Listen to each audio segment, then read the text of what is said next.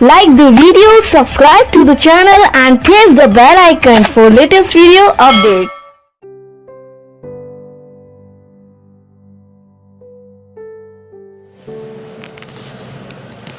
Hello student, तो कैसे हो सभी। आई होप आप अच्छे ही होंगे। तो आज हम स्टार्ट करने वाले चैप्टर नंबर 2 की जो थ्योरी है उसका फाइनल पार्ट आज होगा, पार्ट नंबर 8। ठीक है, गॉस का नियम व इसके अनुप्रयोग। अभी जो इसमें थ्योरी में जो 2 टॉपिक रह रहे थे हमारे, टॉपिक नंबर 8 विद्युत क्षेत्र के इकाई आयतन पर संचित ऊर्जा और टॉपिक नंबर 9 आवेशित साबुन के बुलबुले का संतुलन। ठीक है, ये 2 टॉपिक हम आज करने वाले हैं। तो बिना किसी देरी के स्टार्ट करते हैं। टॉपिक नंबर 8 है आपका, जैसे कि आपको स्क्रीन पर दिखाई दे रहा होगा, विद्युत क्षेत्र के एकांक आयतन में ऊर्जा या ऊर्जा घनत्व। विद्युत क्षेत्र के एकांक आयतन में हमें ऊर्जा की यहाँ पर गणना करनी होती है और इसकी डेरिवेशन हमें यहाँ पे निकालनी होती है, उसका व्यंजक निकालना होता है। ठीक है, तो पहले मैं आपको थोड़ा थ्योरी पढ़ा देता हूँ, उसके बाद मैनुअली समझाऊंगा। ये विद्युत क्षेत्र के एकांक आयतन में ऊर्जा ये होती क्या है, सबसे पहले तो वो पढ़ लेते हैं। जब किसी चालक सतह के आवेश में वृद्धि की जाती है तब चालक सतह पर उपस्थित अभिलंब तथा सतह से बाहर की ओर बल द्वारा विरोध किया जाता है।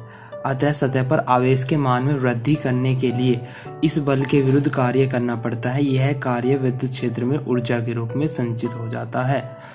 तो हमें क्या बोला गया इसमें, देखो, जब किसी चालक सतह के आवेश में वृद्धि की जाती है, मान लिया हम कोई भी एक गोल मतलब किसी भी आकार का एक चालक ले लेते हैं, उसके आवेश में वृद्धि करते हैं, तब हमें चालक सतह पर उपस्थित अभिलंब तथा सतह से बाहर की ओर बल द्वारा विरोध किया जाता है। हमने कल जो टॉपिक पढ़ा था उसमें हम क्या पढ़ रहे थे कि पृष्ठ पर लगने वाले बल या दाब का व्यंजक हमने कल पढ़ा था। ठीक है, इससे पिछली वीडियो में पढ़ा था। तो वहाँ पर क्या काम करता है, किसी भी पृष्ठ द्वारा बाहर की ओर अभिलंब दिशा में एक बल, एक दाब काम करता है। तो इसमें यही कहा गया, अगर हम बाहर से किसी भी चालक को, जो कि ऑलरेडी आवेशित है, उस चालक को हम क्या करते हैं, बाहर से कोई और आवेश दिया जाता है तो हमें क्या करना पड़ता है, चालक सतह पर उपस्थित अभिलंब तथा सतह से बाहर की ओर बल द्वारा, मतलब जब भी हम उसे आवेश देते हैं तो जो चालक होता है उसकी सतह क्या करती है, उसे बाहर की ओर बल द्वारा उस पर विरोध किया जाता है। मतलब उसे हम बाहर से दे रहे हैं और अंदर से वो विरोध करती है। अतः सतह पर आवेश के मान में वृद्धि करने के लिए अगर हमें उसे और ज़्यादा आवेशित करना है तो बल के विरुद्ध कार्य करना पड़ता है, उस बल के विरुद्ध जो कि चालक ऑलरेडी लगाता है। यह कार्य विद्युत क्षेत्र में ऊर्जा के रूप में संचित हो जाता है। यही कार्य क्या हो जाता है, उसमें विद्युत क्षेत्र में ऊर्जा के रूप में संचित हो जाता है, जितना भी हम उसे आवेशित करने में करते हैं। ठीक है, तो ये तो होता है इसकी ऊर्जा, मतलब ऊर्जा क्या होती है। अब देखो, एक स्मॉल r त्रिज्या के गोले आवेश का पृष्ठ आवेश घनत्व सिग्मा है, तब इसकी सतह पर आरोपित विद्युत दाब माना, मतलब हम क्या कर लेते हैं, यहाँ पर चित्र में आपको दिखाई दे रहा होगा कि ये एक आवेशित चालक ले लेते हैं r त्रिज्या का, गोले आवेश का पृष्ठ आवेश r त्रिज्या के गोले आवेश का उसका पृष्ठ घनत्व कितना मान लेते हैं, सिग्मा मान लेते। तब इसकी सतह पर आरोपित विद्युत दाब कितना होगा, कल हमने पढ़ा था दाब का फॉर्मूला क्या आता है, sigma square upon 2 epsilon not, जहाँ पर सिग्मा क्या है, पृष्ठ आवेश घनत्व है। तो दाब हम कल पढ़ चुके थे, तो वहीं से डायरेक्ट ये मान उठाएंगे। तब इस सतह पर आरोपित बल, देखो हम बल मतलब ये क्यों निकाल रहे हैं, सबसे पहले दाब की जरूरत क्यों पड़ रही है, क्योंकि हमें कार्य निकालना है। कार्य का फॉर्मूला होता है W बराबर F इंटू डी। W बराबर कितना होता है, F इंटू डी होता है। तो उसके लिए मुझे F चाहिए और F के निकालने के लिए F बराबर होता है P इंटू A, उसके लिए P चाहिए। तो इसमें हम क्या कर रहे हैं, सबसे पहले P हमने निकाला, यहाँ पे आपको दिख रहा होगा P sigma square upon 2 epsilon not है, तथा सतह पर आरोपित बल। अब बल निकाल लेंगे, बल का फॉर्मूला P इंटू ए हो जाता है। P का मान हमने ऊपर से रखा sigma square upon 2 epsilon not, और A का मान इसका पृष्ठीय मतलब इसके चारों तरफ का क्षेत्रफल कितना होगा, संपूर्ण पृष्ठ का क्षेत्रफल वो होता है 4 पाई r स्क्वायर गोले का। ठीक है, सतह के लंबवत बाहर की ओर। इसके बाद तो हमने क्या कर दिया, यहाँ पे अब बराबर P का मान रख दिया, A का मान रख दिया। इस बल के विरुद्ध गोले को dr दूरी विस्थापित करने में किया गया कार्य है। अब क्या करेंगे हम, देखो अब हमने F निकाल लिया तो dr निकालेंगे। देखो जब भी हम इसे अगर बाहर से कोई भी आवेश दे रहे हैं, हम इस चालक को बाहर से कोई आवेश दे रहे हैं, तो हमें क्या करना पड़ेगा, इसे या तो इसमें मतलब बाहर की तरफ को वृद्धि होती है आवेश देने पर, चालक में थोड़ी बहुत वृद्धि होती है जो हमें दिखाई नहीं देती, ठीक है, या ये संपीड़ित, या तो आयतन में वृद्धि होती है, कमी होती है, या ये संपीड़ित होता है या फैलता है। तो हम क्या कर रहे हैं, एक तरीके से हमने संपीड़ित मान लिया कि इसे dr दूरी तक हमें विस्थापित करके संपीड़ित करना है। तो उसमें कितना किया गया, उसमें कितना कार्य होगा, इसकी संपीड़न मतलब जो संपीड़न दूरी है वो dr मान ली है, ठीक है, संपीड़न दूरी dr। तो इस बल के विरुद्ध गोले को dr दूरी विस्थापित करने में किया गया कार्य dw बराबर, आप जानते हो कार्य का फॉर्मूला क्या होता है, F इंटू डी होता है, कार्य का फॉर्मूला होता है F इंटू डी, और d का मान यहाँ पे कितना विस्थापन कितना लिया गया है, dr दूरी तक विस्थापित करने पर dr लिया गया है। तो F का मान क्या आया था हमारा ऊपर, F का मान आया था ये, मतलब ये F का मान था यहाँ से लेकर यहाँ तक का, ठीक है, sigma square upon 2 epsilon not और 4 पाई आर स्क्वायर, और इंटू में dr रख दिया। इसे क्या मान लिया, समीकरण नंबर 1 मान लिया। अब समीकरण 1 मान लिया तो आगे बढ़ते, गोले को संपीड़ित करने पर विद्युत क्षेत्र भाग के आयतन में कमी अथवा विद्युत क्षेत्र के आयतन में वृद्धि होती है। मैंने आपको बताया कि हम क्या करते हैं उसे, मतलब अगर हम संपीड़ित करें, मतलब बाहर से आवेश दे, तो उसके आयतन में कमी होती है या उसके आयतन में वृद्धि होती है, कुछ भी ले सकते हो। तो देखा जाए तो ये आयतन में होने वाली वृद्धि, मान लिया कि dv है, आयतन में होने वाली वृद्धि जो है, मतलब dr बाहर की तरफ उसको फैलाव हो रहा है, तो dv का मान यहाँ पर कितना होगा, अगर हम आयतन में वृद्धि dv माने तो कितना होगा। देखो आयतन बराबर क्या होता है हमेशा, आप जानते हो, लंबाई गुना चौड़ाई और गुना गहराई या ऊंचाई मान सकते हो, ठीक है, और लंबाई गुना चौड़ाई को हम क्षेत्रफल भी लिखते हैं, a लिखते हैं, ठीक है। तो अभी आप यहाँ पे देख रहे हो a का मान हमारा यहाँ पे कितना हो जाएगा, 4 पाई आर स्क्वायर, और h जो उसकी गहराई है, मतलब उसकी गहराई है, या उसे हम dr ऊंचाई तक संपीड़ित कर रहे हैं, तो h का मान कितना हो जाएगा यहाँ पे, dr हो जाएगा, ठीक है। तो इसलिए क्या, इसे अगर v को देखा जाए तो क्षेत्रफल गुना उसकी गहराई हो जाएगी, क्षेत्रफल गुना गहराई, क्षेत्रफल का मान तो यहाँ पे 4 पाई आर स्क्वायर ले लिया गया, और गहराई का मान उसका dr ले लिया गया, या ये बोलो वृद्धि हो रही है उसके ऊपर की ओर, ऊंचाई मान लो dr को, ठीक है। तो ये dv जो बराबर लिया गया है वो इस तरीके से लिया गया, समझ आ गया होगा आपको। तो dv बराबर क्षेत्रफल गुना उसकी ऊंचाई ली गई, ऊंचाई dr ऊंचाई तक वृद्धि कर रहे हैं हम इसमें।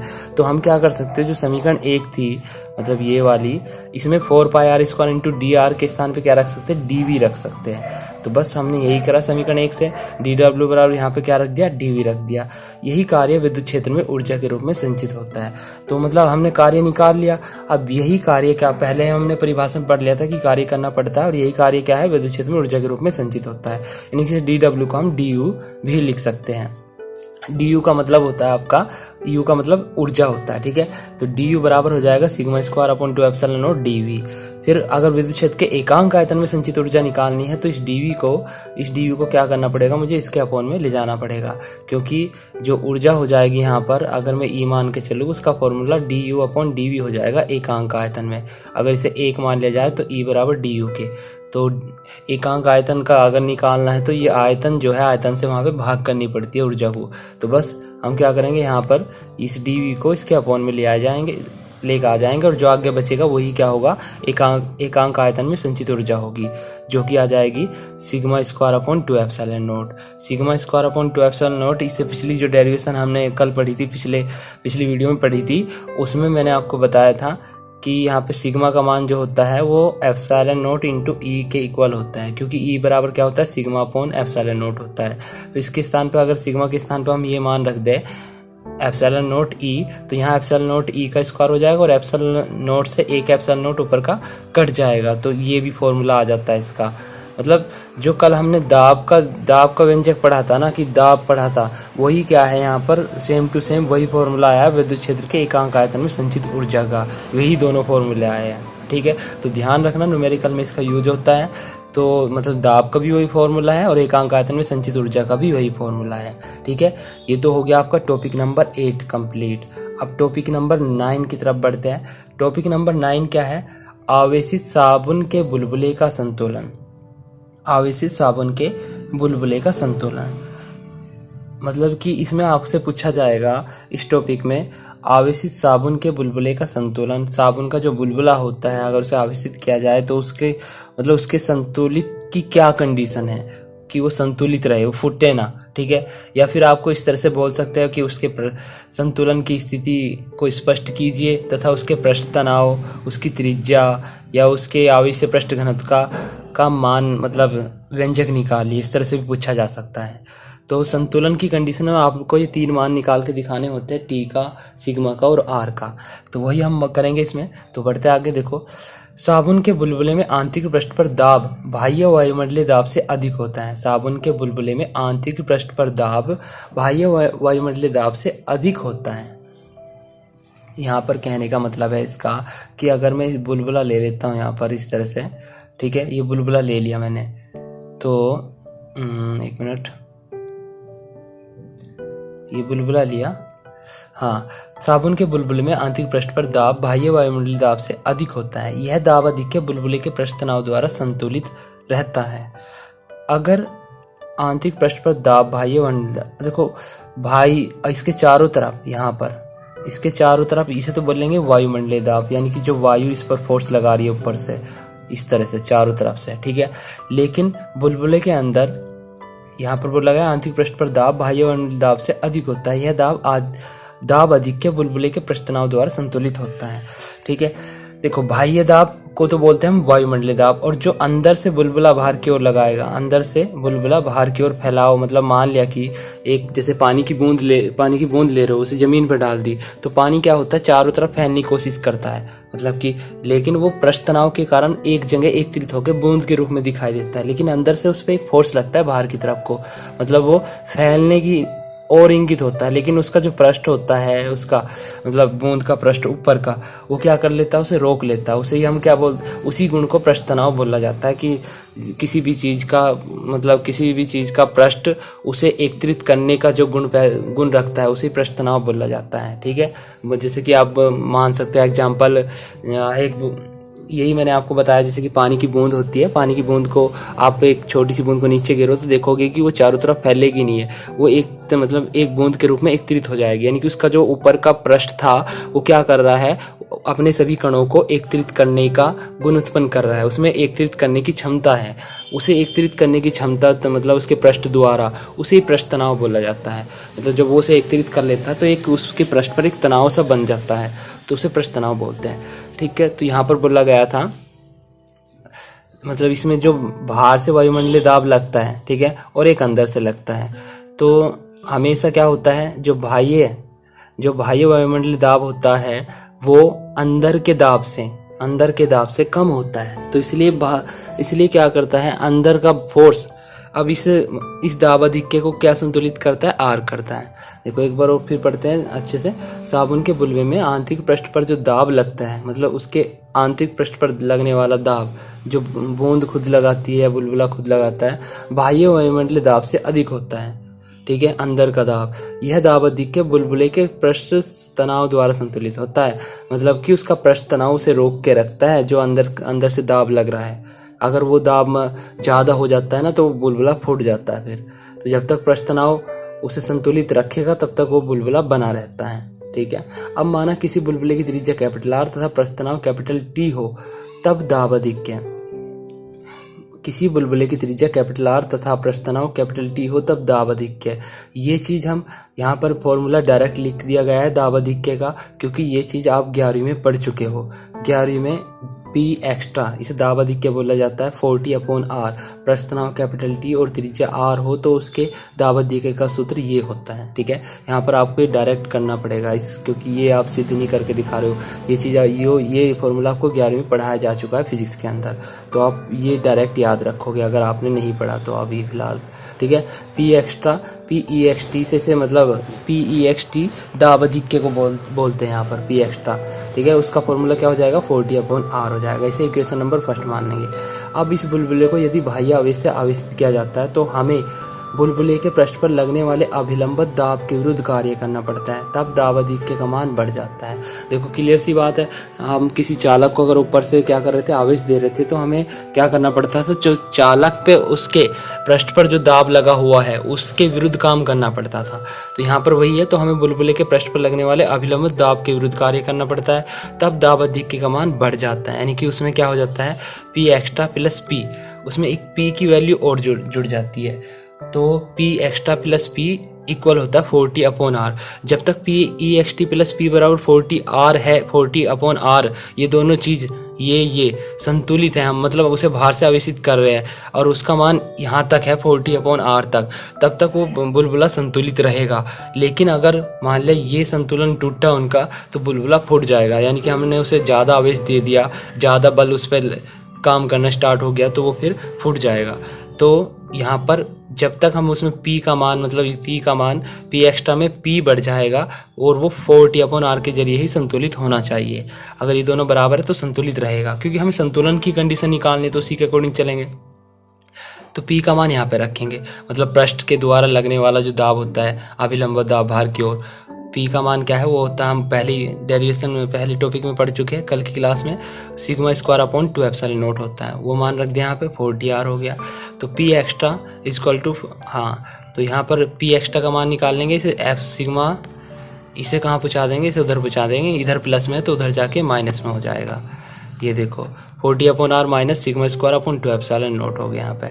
उपरोक्त समीकरण से स्पष्ट है कि यदि बुलबुले पर आवेश की मात्रा को धीरे धीरे बढ़ाया जाए तो एक स्थिति ऐसी आती है जिसमें बुलबुले का दाब अधिक्य बहुत अधिक बढ़ जाता है, जिससे बुलबुला फूट जाता है। तब बुलबुले के संतुलन के लिए मैंने कहा था कि अगर हम मान लिया उस आवेश बढ़ा रहे हैं, तो जब तक वो 40/R के जरिए मतलब संतुलित है, उसका पृष्ठ तनाव से संतुलित कर रहा है, तब तक तो संतुलन अवस्था में रहेगा, लेकिन ज़्यादा बढ़ाने पर वो फूट जाएगा। तो अब संतुलन के लिए यानी कि P एक्स्ट्रा बराबर 0, उसका जो दाब अधिक्य है वो 0 होना चाहिए, मतलब अंदर से लगने वाला बल, अंदर से जो बल लग रहा है बाहर की तरफ को, वो 0 होना चाहिए। तो उससे क्या, क्योंकि अगर वो 0 होगा तो वो मतलब कि फूटेगा नहीं। फिर अगर P एक्स्ट्रा अंदर से लगने वाला दाब 0 हो गया, तो अंदर से जो बाहर की तरफ को फोर्स लगता है वही तो उसे फोड़ता है, ठीक है। अब तो संतुलन के लिए हमने क्या करना पड़ेगा, P एक्स्ट्रा इक्वल टू 0 करना पड़ेगा। तो बस हमने क्या कर दिया, P एक्स्ट्रा इसके स्थान पे 0 रख दिया और 40/R माइनस σ²/2ε0 बराबर 0 ले लिया। फिर ये σ²/2ε0 उधर प्लस में पहुंच गया। फिर पहले तो हमने T का मान निकाल लिया। यहाँ पे सबसे पहले तो हमने T का मान निकालना, इस T को तो यहीं पे रोक दिया और जो ये R था ये तो ऊपर पहुंच गया और 4 जो है वो नीचे पहुंच जाएगा। देखो कैसे, यहाँ पर R तो ऊपर पहुंच गया, ये रहा σ²/R, और जो 4 था वो नीचे 2 की गुणा में पहुंच जाएगा, तो 8ε0 हो जाएगा, ठीक है। T का मान आ गया और फिर उसके बाद σ² का मान निकालना होता है। यहाँ पे अगर σ² का मान निकाल लेंगे तो इस 2ε0 को ऊपर पहुँचा देंगे बस, यानी कि 8T ε0 हो जाएगा। वहाँ पर ये हो गया 8T ε0/R हो जाएगा। और सिग्मा का मान ये स्क्वायर है तो उधर रूट में पहुंच जाएगा, 8T ε0/R हो गया। अगर R का मान निकालना हो तो यहीं पे देख लो, इस R का मान अगर आपको निकालना है, अगर R का मान आपको निकालना है तो इस R को क्या कर दो, ऊपर पहुंचा दो और σ² को नीचे पहुंचा दो यहाँ पर। तो बस मान कितना आ जाएगा, 8T ε0/σ², ये R ऊपर पहुंच जाएगा और ये σ² नीचे पहुंच जाएगा, 8T का मान आ जाएगा। मतलब इसमें पूछ लिया जाता है कि संतुलन अवस्था में आप उसके पृष्ठ तनाव का मान निकाल लो, पृष्ठ आवेश घनत्व का मान निकाल लो, बुलबुले की त्रिज्या कितनी होनी चाहिए वो निकाल लो, ठीक है। ये क्वेश्चन ऐड हो गया था। अगर आपसे नहीं पूछा जाता, केवल ये कह दिया जाता है कि आवेशी साबुन के बुलबुले के संतुलन की अवस्था ज्ञात करो, ठीक है, किस अवस्था में वो संतुलित रहेगा वो अवस्था ज्ञात करो, तो बस आपकी यही सब कुछ उसमें लिखना होता है और ये तीन सूत्र उसमें निकाल के दिखा देने होते हैं, ठीक है। अगर नाम से आता है कि टी उसके पृष्ठ तनाव का व्यंजक करो तो यहाँ तक छोड़ देते हैं, पृष्ठ आवेश घनत्व तो यहाँ तक और त्रिज्या तो यहाँ तक, ठीक है, वही निकाल लेते हैं, ठीक है। तो आई होप कि आपके ये दोनों टॉपिक अच्छे से क्लियर हो चुके होंगे। अगर अच्छे से क्लियर नहीं हुए तो वीडियो को एक बार फिर दोबारा से देखना अच्छे से रोक के, तो आपको समझ आ जाएगा, ठीक है। कोई इतने हार्ड टॉपिक नहीं थे आज। ये टॉपिक नंबर 8 और 9 तो आज ये लास्ट पार्ट था, मतलब ये थ्योरी का, ठीक है। अभी इस चैप्टर की थ्योरी हमने कंप्लीट कर ली है, टॉपिक नंबर 9 तक हमने सब कुछ कंप्लीट कर लिया है, ठीक है। अब जो कल आपका होगा वो न्यूमेरिकल होंगे, इसके आंकिक प्रश्न होंगे, ठीक है। जो भी इम्पोर्टेंट इसमें न्यूमेरिकल है उसकी मैं PDF फाइल बनाऊंगा और समझाऊंगा आपको, ठीक है, उन्हें ही समझाऊंगा। तो बस आज इस वीडियो में इतना ही था, बाकी मिलते हैं अगली वीडियो में। Thank you, good bye, bye bye.